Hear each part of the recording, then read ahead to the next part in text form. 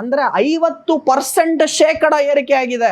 So stock ಮಾರ್ಕೆಟ್ಗೆ ಖಂಡಿತವಾಗ್ಲು war is always negative. Trump Twitter ಅಲ್ಲಿ ಏನ್ ಬರೀತಾರೋ ಅದಷ್ಟೇ ಕೆಲ್ಸಕ್ಕೆ ಬರ್ತಾ ಇರೋದು ಇವತ್ತು. ಸೊ ಇದಕ್ಕೆ ನಾನು ಟ್ರಂಪ್ ಇಂಡಿಕೇಟರ್ ಅಂತಾನೆ ಕರಿತಿದ್ದೀನಿ. ಟೆಕ್ನಿಕಲ್ ಇಂಡಿಕೇಟರ್ ಬಿಡಿ, ಫಂಡಮೆಂಟಲ್ ಇಂಡಿಕೇಟರ್ ಬಿಡಿ. ಆಮೇಲೆ ಈ ಯುದ್ಧ ಇನ್ನ ಮುಂದುವರೆದರೆ ಎಷ್ಟು ದಿವಸ ಮುಂದುವರಿಯುತ್ತೋ, ಕಚ್ಚಾ ತೈಲ ಎಷ್ಟು ಜಾಸ್ತಿ ಆಗ್ತಾ ಹೋಗುತ್ತೋ ನಮಗದು ನೆಗೆಟಿವ್. ಟ್ರಂಪ್ ಇರೋವರೆಗೂ ನಾವೇನು ಮಾಡಕ್ ಆಗೋದಿಲ್ಲ ಅಂತ ನನಗ್ ತಿಳಿದಂಗೆ ಇನ್ನ 3 years ಅವ್ರ ಟರ್ಮ್ ಬ್ಯಾಲೆನ್ಸ್ ಇದೆ. ಸೊ ಇನ್ನು 3 ವರ್ಷ ನೀವೇನು ಮಾಡಕ್ ಆಗೋದಿಲ್ಲ. ಇರಾನು ಇಸ್ರೇಲ್ ಯುದ್ಧ ನಡೀತಿದ್ರೆ ಇರಾನ್ ಶೇರ್ ಮಾರ್ಕೆಟ್ ಮೇಲೋಗ್ತಾ ಇದೆ, ಇಸ್ರೇಲ್ ಶೇರ್ ಮಾರ್ಕೆಟ್ ಮೇಲೋಗ್ತಾ ಇದೆ. ನಮ್ ಶೇರ್ ಮಾರ್ಕೆಟ್ ಯಾಕೆ ಸರ್ ಕೆಳಗ್ ಬರ್ತಿದೆ? ಯುದ್ಧ ನಡೀತಿರೋ ದೇಶದ ಶೇರ್ ಮಾರ್ಕೆಟೇ ಮೇಲೋಗ್ತಾ ಇದೆ. ಕಚ್ಚಾ ತೈಲದ ಬೆಲೆಗಳು ಏರಿಕೆ ಆಗ್ತಾ ಇದೆ. $60 ಪ್ರತಿ ಬ್ಯಾರಲ್ ಇದ್ದಂತಹ ಕಚ್ಚಾ ತೈಲ ಇವತ್ತು $90 ಪ್ರತಿ ಬ್ಯಾರಲ್ಗೆ ಹೋಗಿದೆ ಕೇವಲ 1 ತಿಂಗಳಲ್ಲಿ. $60 ಇಂದ $90 ಕಚ್ಚಾ ತೈಲ ಹೋದ್ರೆ ಎಷ್ಟು ಏರಿಕೆ ಆಯ್ತು ನೀವೇ ಹೇಳ್ತೀರಾ? ಮತ್ತೊಂದು ಕಡೆ ಈ ಯುದ್ಧದಿಂದ ಕಚ್ಚಾ ತೈಲದ ಬೆಲೆ $60 ಪ್ರತಿ ಬ್ಯಾರಲ್ ಇದ್ದಿದ್ದು $90 ಪ್ರತಿ ಬ್ಯಾರಲ್ಗೆ ಹೋಗಿ 50% 1 ತಿಂಗಳಲ್ಲಿ ಏರಿಕೆ ಆಗಿದೆ. ಇದರಿಂದ ಭಾರತದ ಆರ್ಥಿಕ ಪರಿಸ್ಥಿತಿ ಮೇಲೆ ಖಂಡಿತ ಹೊಡೆತ ಬಿದ್ದಿದೆ. ಹಾಗಾಗಿ ಶೇರ್ ಮಾರ್ಕೆಟ್ ಖಂಡಿತವಾಗ್ಲೂ ಬೀಳ್ತಾ ಇದೆ. ನೋಡಿ, ಈ ಟ್ರಂಪ್ ಈ ಉಚ್ಚಾಟ ಏನಿದೆ, ಟ್ಯಾರಿಫ್ ಇಂದ ಶುರುವಾಯಿತು, ವಾರ್ಗೆ ಇವಾಗ ಬರ್ತಾ ಇದೆ. ಫಸ್ಟ್ ಟರ್ಮ್ ಟ್ರಂಪ್ ಪ್ರೆಸಿಡೆಂಟ್ ಆದಾಗ ಇಷ್ಟೊಂದು ಇರಲಿಲ್ಲ, ಈ ಥರ ಎಲ್ಲ ಯಾವುದು ಉಚ್ಚಾಟ ಇರಲಿಲ್ಲ. ಈ ಸಲ ಆಗೋಗಿದೆ. ಅನೇಕ ಜನ ಏನು ಮಾಡ್ತಾ ಇದ್ದಾರೆ, ಟ್ರಂಪ್ ಇರೋವರೆಗೂ ನಾವೇನು ಮಾಡಕ್ ಆಗೋದಿಲ್ಲ ಅಂತ. ನನಗೆ ತಿಳಿದಂಗೆ ಇನ್ನ 3 years ಅವ್ರ ಟರ್ಮ್ ಬ್ಯಾಲೆನ್ಸ್ ಇದೆ. ಸೊ ಇನ್ನು 3 ವರ್ಷ ನೀವೇನು ಮಾಡಕ್ ಆಗೋದಿಲ್ಲ. ನಾವೇನು ಮಾಡಬಹುದು ಅಂದ್ರೆ, ಆ ಕಡೆ ಯುದ್ಧ ನಡೀತಿದೆ, ಹಿಂಗಿಂಗ್ ಆಗ್ತಾ ಇದೆ, ನಾನೇನು ಬದಲಾವಣೆ ಮಾಡ್ಕೋಬೇಕು ಅನ್ನೋದಷ್ಟೇ ನಿಮ್ಮ ಕೈಲಿದೆ. ಟ್ರಂಪನ್ನ ಪ್ರೈಮ್ ಮಿನಿಸ್ಟ್ರು, ಪ್ರೆಸಿಡೆಂಟು ಅಥವಾ US ಎಕಾನಮಿ ಅಥವಾ US ಪೊಲಿಟಿಕ್ಸನ್ನು ನೀವು ಕಂಟ್ರೋಲ್ ಮಾಡೋದಕ್ಕಾಗೋದಿಲ್ಲ. ಬರೀ you have to adjust with what is happening. So stock ಮಾರ್ಕೆಟ್ಗೆ ಖಂಡಿತವಾಗ್ಲೂ ವಾರ್ ಈಸ್ ಆಲ್ವೇಸ್ ನೆಗೆಟಿವ್. ಯಾವಾಗ ಯುದ್ಧ ಆಗುತ್ತೋ ಆವಾಗ ಮಾರ್ಕೆಟು, ಶೇರ್ ಮಾರ್ಕೆಟು ಬೀಳುತ್ತೆ. ಈಗೇನು ನಡೀತಾ ಇದೆ, ಇರಾನ್ ಇಸ್ರೇಲ್ ಅಥವಾ ಇವಾಗೇನು ಅದ್ರ ಜೊತೆ ಅಮೇರಿಕಾ ಸೇರ್ಕೊಂತು, ನಾಳೆ ಚೈನಾ ಮತ್ತು ರಷ್ಯಾ ಬರುತ್ತಾ, ಇದಕ್ಕೆ ಇಂಡಿಯಾ ಏನು ನಿಲುವು ತಗೊಳುತ್ತೆ? ನಮಗೆ ಮುಖ್ಯವಾಗಿ ಏನಾಗ್ತಾ ಇದೆ, ಮೊನ್ನೆ ಒಬ್ಬರು ತುಂಬ ಚೆನ್ನಾಗಿ ಪ್ರಶ್ನೆ ಕೇಳಿದ್ರು, ಸರ್ ಇರಾನು ಇಸ್ರೇಲು ಯುದ್ಧ ನಡೀತಾ ಇದೆ, ಅಮೇರಿಕಾ ಇಸ್ರೇಲ್ಗೆ ಸಪೋರ್ಟ್ ಕೊಡ್ತಾ ಇದೆ, ಇದಕ್ಕೋಸ್ಕರ ನಮ್ಮ ಶೇರ್ ಮಾರ್ಕೆಟ್ ಯಾಕೆ ಬೀಳ್ತಾ ಇದೆ ಅಂತ ತುಂಬಾ ಒಳ್ಳೆ ಪ್ರಶ್ನೆ ಕೇಳಿದ್ರು. ಅದ್ರ ಜೊತೆ ಅವ್ರು ಏನು ಹೇಳಿದ್ರು, ಸರ್ ಇರಾನು ಇಸ್ರೇಲ್ ಯುದ್ಧ ನಡೀತಿದ್ರೆ ಇರಾನ್ ಶೇರ್ ಮಾರ್ಕೆಟ್ ಮೇಲೋಗ್ತಾ ಇದೆ, ಇಸ್ರೇಲ್ ಶೇರ್ ಮಾರ್ಕೆಟ್ ಮೇಲೋಗ್ತಾ ಇದೆ, ನಮ್ಮ ಶೇರ್ ಮಾರ್ಕೆಟ್ ಯಾಕೆ ಸರ್ ಕೆಳಗೆ ಬರ್ತಿದೆ? ಯುದ್ಧ ನಡೀತಿರೋ ದೇಶದ ಶೇರ್ ಮಾರ್ಕೆಟೇ ಮೇಲೋಗ್ತಾ ಇದೆ ಅಂತ ಕೇಳ್ತಾರೆ ಪ್ರಶ್ನೆ. ಸಿಂಪಲ್ ಆಗಿ ಹೇಳಿದೆ ನಾನು. ನೋಡಿ, ವೈಜ್ಞಾನಿಕವಾಗಿ ಕಾಮನ್ ಸೆನ್ಸ್ ಯೋಚನೆ ಮಾಡಿ. ಯುದ್ಧ ನಡೀತಿರೋದು ಇರಾನ್ ಇಸ್ರೇಲು ಮತ್ತು ಅಮೇರಿಕಾ. ಆದರೆ ಆ ಯುದ್ಧದಿಂದ ಏನಾಗ್ತಿದೆ ಅಂದರೆ ಕಚ್ಚಾ ತೈಲದ ಬೆಲೆಗಳು ಏರಿಕೆ ಆಗ್ತಾ ಇದೆ. $60 ಪ್ರತಿ ಬ್ಯಾರಲ್ ಇದ್ದಂತಹ ಕಚ್ಚಾ ತೈಲ ಇವತ್ತು $90 ಪ್ರತಿ ಬ್ಯಾರಲ್ಗೆ ಹೋಗಿದೆ ಕೇವಲ 1 ತಿಂಗಳಲ್ಲಿ. $60 ಇಂದ $90 ಕಚ್ಚಾ ತೈಲ ಹೋದ್ರೆ ಎಷ್ಟು ಏರಿಕೆ ಆಯ್ತು ನೀವೇ ಹೇಳ್ತೀರಾ? $30 ಪ್ರತಿ ಬ್ಯಾರಲ್ ಏರಿಕೆ ಆಗಿದೆ. ಅಂದ್ರೆ 50% ಏರಿಕೆ ಆಗಿದೆ. 50% ₹60 ಅಥವಾ $60 ಪ್ರತಿ ಬ್ಯಾರಲ್ ಇರೋದು $90 ಪ್ರತಿ ಬ್ಯಾರಲ್ ಆಗಿದೆ. ಅಂದ್ರೆ 50% ಏರಿಕೆ ಎಷ್ಟು ದಿವಸದಲ್ಲಿ ಆಗಿರೋದು? 1 ತಿಂಗಳಲ್ಲಿ ಆಗಿದೆ. ಕಚ್ಚಾ ತೈಲ ಯಾವಾಗ ಜಾಸ್ತಿ ಆಗುತ್ತೋ ಭಾರತ ದೇಶ ಕಚ್ಚಾ ತೈಲವನ್ನ ಆಮದು ಮಾಡ್ಕೊಳುತ್ತೆ ಅಥವಾ ಇಂಪೋರ್ಟ್ ಮಾಡುತ್ತೆ. ಮತ್ತೆ ರೂಪಾಯಿನ ಮೌಲ್ಯ ಕುಸಿತಾ ಇದೆ.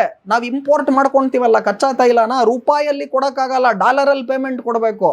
$1 ₹80, ₹82, ₹84 ಇದ್ದಿದ್ದು ಇವಾಗ $92 ಹೋಗಿದೆ. ಸೊ ಒಂದ್ ಕಡೆ ರೂಪಾಯಿನ ಮೌಲ್ಯ ಕುಸಿತ, ಡಾಲರ್ ಬೆಲೆ ಏರಿಕೆ. ಮತ್ತೊಂದು ಕಡೆ ಈ ಯುದ್ಧದಿಂದ ಕಚ್ಚಾ ತೈಲದ ಬೆಲೆ $60 ಪ್ರತಿ ಬ್ಯಾರಲ್ ಇದ್ದಿದ್ದು $90 ಪ್ರತಿ ಬ್ಯಾರಲ್ಗೆ ಹೋಗಿ 50% 1 ತಿಂಗಳಲ್ಲಿ ಏರಿಕೆ ಆಗಿದೆ. ಇದರಿಂದ ಭಾರತದ ಆರ್ಥಿಕ ಪರಿಸ್ಥಿತಿ ಮೇಲೆ ಖಂಡಿತ ಹೊಡೆತ ಬಿದ್ದಿದೆ. ಹಾಗಾಗಿ ಶೇರ್ ಮಾರ್ಕೆಟ್ ಖಂಡಿತವಾಗ್ಲೂ ಬೀಳ್ತಾ ಇದೆ. ಇರಾನ್ ಇಸ್ರೇಲ್ ಅಲ್ಲಿ ವಾರ್ ನಡೀತಿದೆ, ಇರಾನ್ ಮಾರ್ಕೆಟ್ ಮೇಲೆ ಹೋಗುತ್ತೆ, ಇಸ್ರೇಲ್ ಮಾರ್ಕೆಟ್ ಮೇಲೆ ಹೋಗುತ್ತೆ, ನಮ್ದು ಯಾಕೆ ಕೆಳಗೆ ಬರುತ್ತೆ ಅಂದ್ರೆ, ನೀವು ಅರ್ಥ ಮಾಡ್ಕೊಳ್ಳಿ. ಈ ಕಾರ್ಯಕ್ರಮದ ಮುಖಾಂತರ ನೀವು ತಿಳ್ಕೊಂತಿದ್ದೀರಾ, ಕಚ್ಚಾ ತೈಲದ ಬೆಲೆಗಳು ಏರಿಕೆ ಆಗಿದೆ, ಕಚ್ಚಾ ತೈಲವನ್ನ ಭಾರತ ದೇಶ ಆಮದು ಮಾಡ್ಕೊಳುತ್ತೆ. ಈ ಕಾರಣದಿಂದಾಗಿ ಶೇರ್ ಮಾರ್ಕೆಟ್ ಭಾರತ ದೇಶದ್ದು ಬೀಳ್ತಾ ಇದೆ. ಆಮೇಲೆ ಈ ಯುದ್ಧ ಇನ್ನ ಮುಂದುವರೆದರೆ ಎಷ್ಟು ದಿವಸ ಮುಂದುವರಿಯುತ್ತೋ, ಕಚ್ಚಾ ತೈಲ ಎಷ್ಟು ಜಾಸ್ತಿ ಆಗ್ತಾ ಹೋಗುತ್ತೋ ನಮಗದು ನೆಗೆಟಿವ್. ಸೊ ಅನೇಕ ಜನ ಕೇಳ್ತಾರೆ, ಸರ್ ಮತ್ತೆ ಶೇರ್ ಮಾರ್ಕೆಟ್ ಏನಾಗುತ್ತೆ ಸರ್, ಫಂಡಮೆಂಟಲ್ಸ್ ಏನು ಹೇಳುತ್ತೆ, ಟೆಕ್ನಿಕಲ್ಸ್ ಏನು ಹೇಳುತ್ತೆ ಅಂತಾರೆ. ನಾನು ಹೇಳ್ತೀನಿ, ಎರಡೂ ಇವಾಗ ಕೆಲ್ಸಕ್ಕೆ ಬರಲ್ಲ. ಟ್ರಂಪ್ ಟ್ವಿಟರ್ ಅಲ್ಲಿ ಏನ್ ಬರೀತಾರೋ ಅದಷ್ಟೇ ಕೆಲ್ಸಕ್ಕೆ ಬರ್ತಾ ಇರೋದು ಇವತ್ತು. ಸೊ ಇದಕ್ಕೆ ನಾನು ಟ್ರಂಪ್ ಇಂಡಿಕೇಟರ್ ಅಂತಾನೆ ಕರಿತಿದ್ದೀನಿ. ಟೆಕ್ನಿಕಲ್ ಇಂಡಿಕೇಟರ್ ಬಿಡಿ, ಫಂಡಮೆಂಟಲ್ ಇಂಡಿಕೇಟರ್ ಬಿಡಿ, ಯಾವ್ದು ತುಂಬಾ ಇಂಪಾರ್ಟೆಂಟ್ ಅಂದ್ರೆ ಟ್ರಂಪ್ ಇಂಡಿಕೇಟರ್. ಟ್ವಿಟರ್ ಅಲ್ಲಿ ಅವ್ರು ಏನ್ ಬರೆದ್ರು, ಅವ್ರ ಏನ್ ನಿರ್ಧಾರಗಳನ್ನು ತಗೊಂಡ್ರು, ಅದ್ರ ಮೇಲೆ ಶೇರ್ ಮಾರ್ಕೆಟ್ ನಿಂತಿದೆ. ಸೊ ನೀವು ನಾನು ಮುಂಚೆ ಹೇಳ್ದಂಗೆ ನಿಮ್ಮ ಹತ್ರ 100 ರೂಪಾಯಿ ಇದ್ರೆ ಒಂದು ಭಾಗವನ್ನ ಶೇರ್ಸ್ಗೆ ಹಾಕಿ. ಇಡೀ 100 ರೂಪಾಯಿ ಶೇರ್ಸ್ಗೆ ಹಾಕ್ಬೇಡಿ, ಇಡೀ 100 ರೂಪಾಯಿ ಚಿನ್ನಕ್ಕೆ ಹಾಕ್ಬೇಡಿ, ಇಡೀ 100 ರೂಪಾಯಿ ರಿಯಲ್ ಎಸ್ಟೇಟ್ಗೆ ಹಾಕ್ಬೇಡಿ. ಅದ್ರಲ್ಲಿ ಒಂದು 20 ರೂಪಾಯಿ ರಿಯಲ್ ಎಸ್ಟೇಟ್ಗೆ ಹಾಕಿ, ಒಂದು 20 ರೂಪಾಯಿ ಶೇರ್ಗೆ ಹಾಕಿ, ಒಂದು 20 ರೂಪಾಯಿ ಬ್ಯಾಂಕ್ FDಗೆ ಹಾಕಿ, 20 ರೂಪಾಯಿ ಚಿನ್ನಕ್ಕೆ ಹಾಕಿ. ಈ ಥರ ವಿಂಗಡಣೆ ಮಾಡಿ ಹೂಡಿಕೆ ಮಾಡಿ. ಸೊ ಕಚ್ಚಾ ತೈಲ ಬೆಲೆ ಜಾಸ್ತಿ ಆದಷ್ಟು ಕೂಡ ನಮಗೆ ಅದು ನೆಗೆಟಿವ್ ಅಂತ ಹೇಳ್ತೀನಿ. ಈ ಇರಾನ್ ಇಸ್ರೇಲ್ ಯುದ್ಧ ಜಾಸ್ತಿ ನಡೆದಷ್ಟು ಈಗೇನಾಯಿತು, ಅಮೇರಿಕ ಇಸ್ರೇಲ್ಗೆ ಸಪೋರ್ಟ್ ಕೊಡ್ತಿದೆ.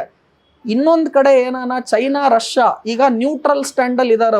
ಅವ್ರೇನಾನ ನಿಲುವು ತಗೊಂಡು ಸೈಡ್ಸ್ಗೆ ಹೋದ್ರೆ, ಇಂಡಿಯಾನು ಯಾವುದೋ ಒಂದು ಸೈಡ್ಗೆ ಹೋಗಿ ಇವರೆಲ್ಲ ಇನ್ವಾಲ್ವ್ ಆದರೆ, ಯುದ್ಧ ಜಾಸ್ತಿ ದಿವಸ ನಡೆದಷ್ಟು ಕೂಡ, ಕಚ್ಚಾ ತೈಲದ ಬೆಲೆ ಜಾಸ್ತಿ ಹೋದಷ್ಟು ಕೂಡ ನಮಗದು ನೆಗೆಟಿವ್. ನಿಮಗೆ ಸ್ಟ್ಯಾಟಿಸ್ಟಿಕ್ಸ್ ಕೊಡ್ತಾ ಇದ್ದೀನಿ. $1 ಪ್ರತಿ ಬ್ಯಾರೆಲ್ಗೆ ಕಚ್ಚಾ ತೈಲ ಜಾಸ್ತಿ ಆದರೆ ಭಾರತ ದೇಶಕ್ಕೆ ನಮ್ಮ ಏನು ಕ್ರೂಡ್ ಆಯಿಲ್ ಇಂಪೋರ್ಟ್ ಬಿಲ್ ಇದೆ ಅದು $2 ಬಿಲಿಯನ್ ಜಾಸ್ತಿ ಆಗುತ್ತೆ. ಅಂದ್ರೆ ಒಂದೇ $1 ಕ್ರೂಡ್ ಆಯಿಲ್ ಬೆಲೆ, ಕಚ್ಚಾ ತೈಲದ ಬೆಲೆ $1 ಏರಿಕೆ ಆದರೆ $2 ಬಿಲಿಯನ್ ನಿಮ್ಮ ಕಚ್ಚಾ ತೈಲದ ಬಿಲ್ ಜಾಸ್ತಿ ಆಗತ್ತೆ. $60 ಇದ್ದಂತ ಕಚ್ಚಾ ತೈಲ ಇವತ್ತು $90 ಆಯ್ತು ಅಂತ ನಾನು ಹೇಳಿದೆ. ಅಂದ್ರೆ $30 ಜಾಸ್ತಿ ಆಗಿದೆ. ನಮ್ಮ ಇಂಪೋರ್ಟ್ ಬಿಲ್ ಎಷ್ಟು ಜಾಸ್ತಿ ಆಗುತ್ತೆ ಅಂತ ನೀವೇ ಹೇಳ್ತೀರಾ, ಕಮೆಂಟ್ ಅಲ್ಲಿ ಬರೀತೀರಾ. $1ಗೆ $2 ಬಿಲಿಯನ್ ನಷ್ಟ ಆಗುತ್ತೆ. $30ಗೆ ಎಷ್ಟು ನಷ್ಟ ಆಗುತ್ತೆ? $60 ಬಿಲಿಯನ್ ನಷ್ಟ ಬರೀ ಕಚ್ಚಾ ತೈಲದ ಇನ್ಕ್ರೀಸ್ ಇಂದ ಆಗುತ್ತೆ ಇಂಪೋರ್ಟ್ ಬಿಲ್ಗೆ. ಸೊ ಇಷ್ಟು ನಷ್ಟ ಆಗ್ತಾ ಇದೆ.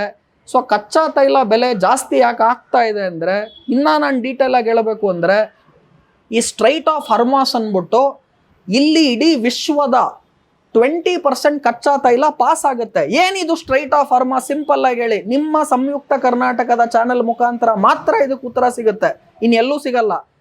ಈಗ ನಿಮ್ಮಲ್ಲಿ ಒಂದು ನದಿ ಇದೆ ಕೇರಳಲ್ಲಿ, ನೀವು ಈ ಕಡೆಯಿಂದ ಆ ಕಡೆ ನದಿ ದಾಟಿದ್ರೆ 10 ರೂಪಾಯಿ ಇಸ್ಕೊಂತಾರೆ. 10 ನಿಮಿಷದಲ್ಲಿ ನಿಮ್ಮನ್ನ ನದಿ ದಾಟಿಸಿ ಈ ಕಡೆಯಿಂದ ಆ ಕಡೆ ಬಿಟ್ಬಿಡ್ತಾರೆ. ಹೌದು. ನಾನೀಗ ಏನ್ ಹೇಳ್ತಿದ್ದೀನಿ, ನದಿನ ನಾನು ಬ್ಲಾಕ್ ಮಾಡ್ತೀನಿ, ಬೋಟನ್ ಬ್ಲಾಕ್ ಮಾಡ್ತೀನಿ, ನೀವ್ ಈ ಕಡೆಯಿಂದ ಆ ಕಡೆ ಹೋಗಕ್ ಆಗಲ್ಲ ಅಂತ ನಾನು ಬ್ಲಾಕ್ ಮಾಡ್ಬಿಡ್ತೀನಿ. ನೀವೇನ್ ಮಾಡ್ತೀರಾ ಇವಾಗ? ಬೇರೆ ದಾರಿ ಹುಡುಕ್ಬೇಕು, ಬಸ್ ಹುಡುಕಿ, ಬೇರೆ ದಾರಿ ಹುಡುಕಿ 50 ಕಿಲೋಮೀಟರ್ ರೌಂಡ್ ಸುತ್ಕೊಂಡು ಹೋಗಿ ಆ ಕಡೆ ಹೋಗ್ಬೋದು. ಆ ಕಡೆ ಹೋಗಕ್ ಆಗಲ್ಲ ಅಂತ ಹೇಳ್ತಿಲ್ಲ. ಇಲ್ಲಿ ಬೋಟಲ್ಲಿ ಹೋದ್ರೆ 10 ರೂಪಾಯಿ 10 ನಿಮಿಷಕ್ಕೆ ಹೋಗ್ಬಿಡ್ತೀರಾ ಈ ಕಡೆ.